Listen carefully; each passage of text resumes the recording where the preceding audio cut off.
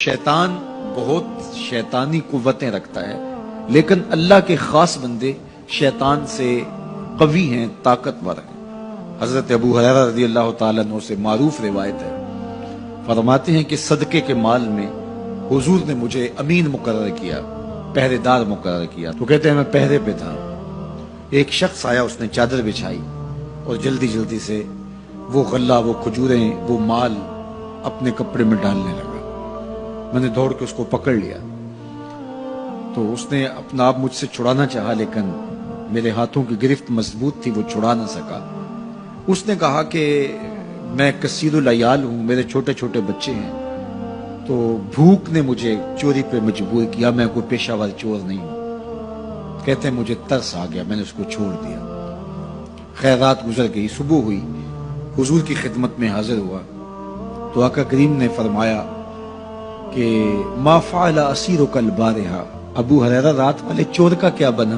عرض کی حضور وہ بڑا مجبور شخص تھا کوئی، اور اس نے کہا کہ میں پیشہ ور چور تھوڑا ہوں، بچوں کی بھوک نے مجھے یہاں تک پہنچا دیا۔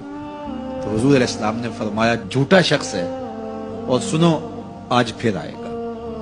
کہتے اگلے دن تو میں طاق میں رہا، تو خیر وہ آیا اور اس نے چادر بچھائی اور غلہ اس چادر میں ڈالنے لگا۔ میں نے جا کے پکڑ لیا، تو اس نے کہا مجھے چھوڑ دے۔ میں نے کہا میں تو نہیں چھوڑوں گا۔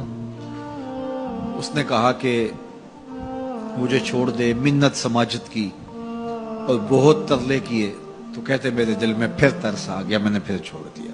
میں پھر حضور کی خدمت میں آیا تو حضور نے فرمایا ما فعل اسیرک البارحہ، رات والے چور کا کیا بنا؟ میں نے کہا حضور وہ آیا اور اس نے کہا میں کثیر العیال ہوں، مجھے پھر ترس آ گیا، میں نے چھوڑ دیا۔ فرمایا جھوٹا آدمی ہے، اور سنو آج پھر آئے گا۔ اللہ اکبر! جو ہو چکا وہ بھی حضور جانتے ہیں، جو ہونے والا ہے وہ بھی میرے حضور جانتے ہیں۔ یہ اللہ نے اپنے محبوب کو شان دی ہے۔ تو کہا آج پھر آئے گا۔ کہتے ہیں میں طاق میں تھا کہ وہ آیا، اس نے چادر بچھائی اور غلہ ڈالنا شروع کر دیا۔ تو کہتے ہیں کہ میں پھر پکڑ لیا۔ میں نے کہا آج تو نہیں چھوڑوں گا، آج تو جو حضور کے پاس لے کے جاؤں گا۔ تو جب اس نے ترلے کیے، منتیں کی، میں نے کہا نہیں نہیں آج تو کوئی بات نہیں چلے گی۔ ایک دن ہو گیا، 2 دن ہو گیا، اب تیسرا دن ہے۔ اس نے کہا ابو ہریرہ میں تمہیں ایک بات بتاتا ہوں، اگر تمہیں اچھی لگے تو مجھے چھوڑ دو گے؟ کہا بتاؤ۔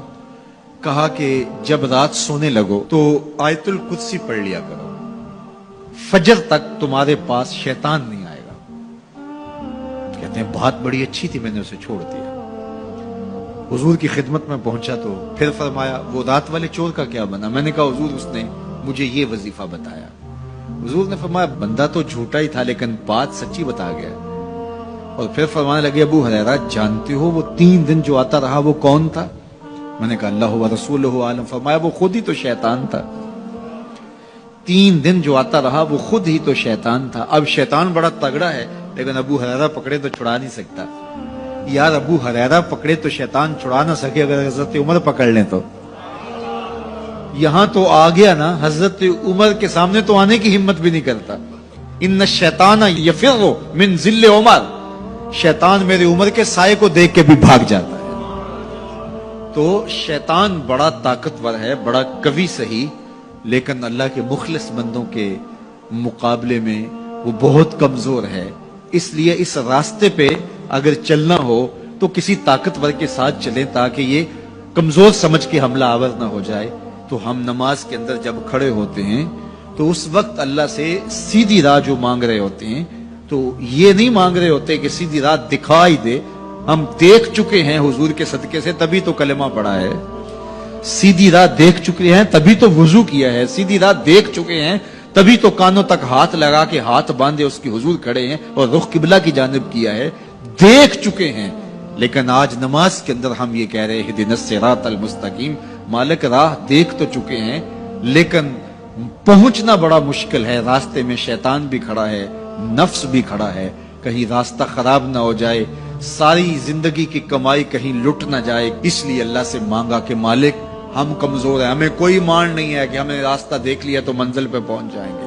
قدم قدم پہ شیطان ہے، نفس موجود ہے، مالک تو دستے کرم بڑھا اور ہمیں منزل تک پہنچا دے۔ اور جب وہ کرم کرے گا تو پھر پہنچتے ہوئے دیر نہیں لگے گی۔